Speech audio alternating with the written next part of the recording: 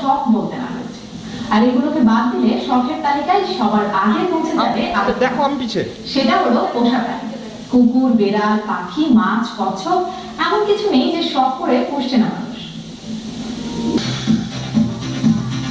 ছোটবেলা থেকেই কুকুরের সঙ্গে বন্ধুত্ব শান্তের।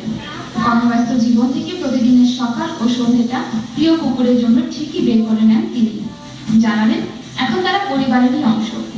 আমাদের নিজেদের ডাক্তার না দেখালো উইকের ওদের মুখ, ওদের ভ্যাকসিনেশন থেকে শুরু করে রেজিস্ট্রেশন সবই ওরা ফলো করে। সকালবেলা আমি ঘুরতে উঠে যার সঙ্গে খাবারটা দিয়ে দিই, আবার রাতে এসে খাবার দিই, আর রাত করে আমার খাওয়া থেকে আসবে। তো আমার এখনো আগে টাইম লাগে না, অফিসও করি, like bank job, like night bank.